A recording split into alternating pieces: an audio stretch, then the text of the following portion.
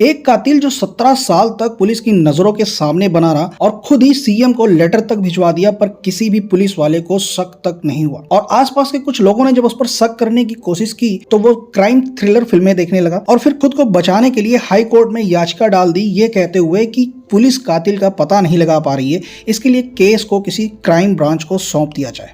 लेकिन फिर भी 16 साल से ज्यादा बीत गए थे, कातिल बेनकाब नहीं हुआ, अभी केस भी पेंडिंग चला गया था। लेकिन क्राइम ब्रांच के एक नए अफसर ने फिर से जांच की शुरुआत बिल्कुल शुरू से करी और बिल्कुल ही बारीकी से जांच की गई। क्राइम सीन रिक्रिएट किया गया। साल 2006 में हुए मर्डर केस की इस फॉरेंसिक रिपोर्ट जो 4 साल बाद यानी 2010 में आई, लेकिन उसकी पड़ताल भी नहीं हुई थी। उस फॉरेंसिक रिपोर्ट की भी पड़ताल की गई। सभी तरह की पड़ताल के बाद अब 17 साल बाद कातिल का चेहरा जब सबके सामने आया तो जांच में पता चला कि जिस महिला का कातिल की तलाश हजारों किलोमीटर दूर तक पुलिस कर रही है, असल में वो उस महिला का पति था। आखिर क्या है ये मर्डर मिस्ट्री, कैसे 17 साल बाद उस कत्ल का सुराग मिला, चलिए जानते हैं इस पूरे डिटेल में। आज से करीब 17 साल पहले 26 मई 2006 केरल का पथा नाम थिट्टा जिला गांव पुलाद, जहां पर 50 साल की महिला रमा देवी रहती थी और इनकी घर में मर्डर कर दिया जाता है, जिसका दरवाजा अंदर से बंद रहता है। अब इस महिला के पति का नाम जनार्दन नायर बताया गया। पति पोस्ट ऑफिस यानी डाक विभाग में सीनियर अकाउंटेंट थे। जब वो ऑफिस से घर लौटे तो पता चला कि पत्नी की बेरहमी से हत्या कर दी गई है और वो शोर मचाते हैं तो आसपास के लोग पहुंचते हैं और पुलिस को सूचना दी जाती है और जांच की शुरुआत होती है। अब आसपास के लोगों का बयान लिया जाता है और पड़ोस में रहने वाली एक महिला ने बताया कि उसने रमा देवी के घर के पास एक संदिग्ध मजदूर को देखा था और वो मजदूर उनके घर के आसपास कंस्ट्रक्शन साइट पर काम करता था और कुछ एक आध हफ्ते पहले ही वहाँ आया था और उस मजदूर का नाम चुटला मुथु था। वो एक महिला के साथ वहाँ रह रहा था, लेकिन जैसे ही उस पर लोगों ने शक जताया वो चुपके से वहाँ से भाग गया। अब इस मर्डर केस की एफआईआर तो दर्ज हो गई और पुलिस ने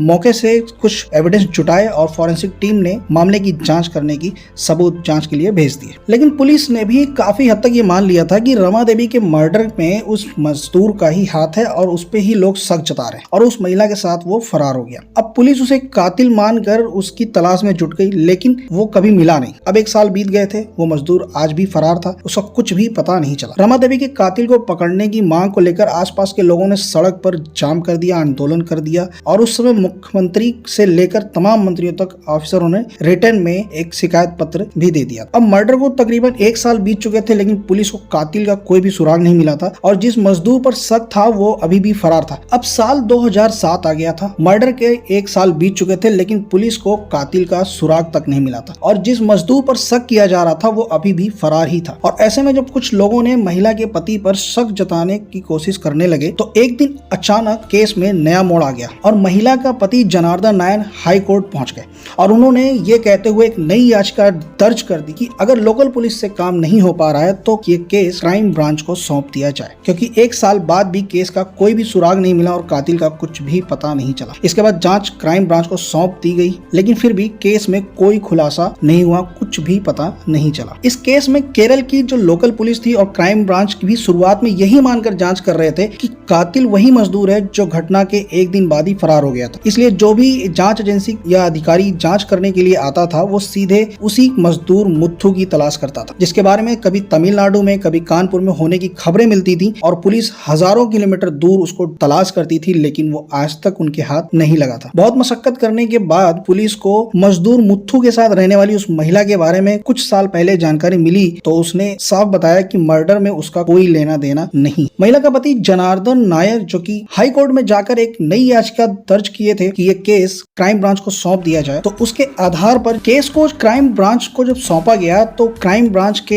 एक पुलिस अधिकारी इंस्पेक्टर सुनील राज ने फिर से फाइल खोली और इस बार उन्होंने पहले दिन से शुरुआत करने का सोचा और वो मर्डर वाली जगह पर पहुंचे। लेकिन 16 साल में अब वो घर पूरी तरह से टूट चुका था जिसमें महिला की हत्या हुई, इसलिए उन्होंने उस समय यानी 2006 में जब मर्डर हुआ था उस समय की ली गई फोटो देखी, किसने क्या बयान दिया था, किसके सबके बयान पढ़े। इसमें उनके पति यानी जनार्दन नायर ने क्या कहा था कि वो जब घर पहुंचे तो दरवाजा अंदर से बंद था। उसी दरवाजे के ऊपर वेंटिलेटर के लिए लगी जाली वाली जगह से उसे तोड़कर दरवाजे को खोला था। अब इसकी पड़ताल के लिए उस समय की ली हुई फोटो के आधार पर इंस्पेक्टर सुनील ने इस तरह का डिजाइन तैयार करवाया और दरवाजे के ऊपर जाली लगाई, जिसके बाद दरवाजे को खोलने की कोशिश किया गया। तब पता चला कि इतनी ऊंचाई से तो दरवाजा खुल ही नहीं सकता। यह देखकर इंस्पेक्टर को यह तो समझ समझ में आ गया था कि महिला रमा देवी के पति झूठ बोल रहे हैं और इसलिए अब हत्या में उसी पर शक हुआ। और उस समय फॉरेंसिक की रिपोर्ट की पड़ताल की गई तो चौंकाने वाली खबर सामने आई थी। दरअसल जब रमा देवी मृत मिली थी तो उनके दोनों हाथों में बाल थे और ये बाल किसी आदमी के थे, जिसे पुलिस ने कब्जे में लेकर जांच के लिए भेज दिया था। लेकिन अफसोस की उसकी डीएनए रिपोर्ट 4 साल बाद आई थी। लेकिन इस केस में पुलिस को पूरा यकीन था कि मर्डर उसी मजदूर ने किया है, तो इसलिए किसी भी पुलिस ऑफिसर ने डीएनए के सैंपल को किसी भी इंसान से या किसी व्यक्ति से मिलाने का प्रयास नहीं किया था। अब इंस्पेक्टर सुनील राज ने तुरंत शक के घेरे में आए रमा देवी के पति जनार्दन नायर का डीएनए सैंपल लिया और जांच के लिए भेज दिया। जब डीएनए रिपोर्ट सामने आई तो पूरा केस ही खुल गया।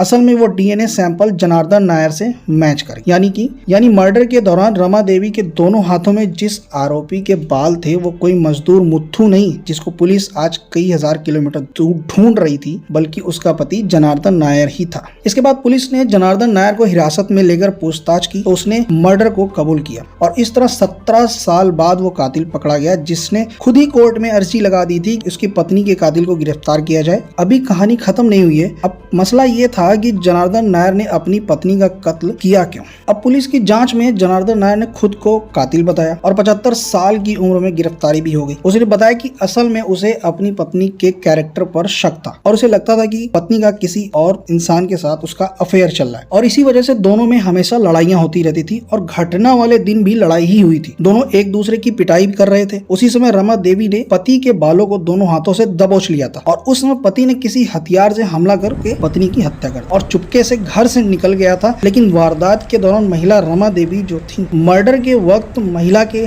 दोनों हाथों में उसके पति के बाल आ गए थे। अब घटना के कई घंटे बाद पति जब घर लौटता है तो दरवाजा लॉक नहीं होता है, लेकिन पुलिस के सामने झूठ बोलता है कि दरवाजा अंदर से बंद था। वारदात के 1 साल बाद ही कोर्ट में अर्जी देने के बारे में जब आरोपी से पुलिस ने पूछताछ की तो उसका आइडिया उसने बताया कि क्राइम थ्रिलर फिल्मों से मिला था। असल में कुछ लोग उसके ऊपर शक कर रहे थे कि कहीं पति ने ही रमा देवी की हत्या तो नहीं कर दी, इसलिए उसने सोचा कि अगर वो कुछ नहीं करेगा तो लोग उस पर शक करेंगे और इसलिए वो चाहता था कि अगर कोर्ट में अपील करेगा तो लोग सोचेंगे कि उसी मजदूर ने ही रमा देवी की हत्या कर दी। इसलिए उसने क्राइम थ्रिलर फिल्में को देखकर ये कदम उठाया। लेकिन वही कदम आखिर में उसे पकड़वाने में भी अब मर्डर के करीब 17 साल बाद 11 जुलाई 2023 को क्राइम ब्रांच ने इस केस को सनसनीखेज खुलासा किया और महिला के पति जनार्दन नायर को ही गिरफ्तार कर लिया था, जो कि महिला के पति हैं और वो पोस्ट विभाग से रिटायर भी हो चुके हैं। उनकी उम्र करीब 75 साल हो चुकी और उन्होंने अपना गुनाह भी कबूल कर लिया है। आज वो सलाखों के पीछे अपनी जिंदगी व्यतीत कर रहे हैं।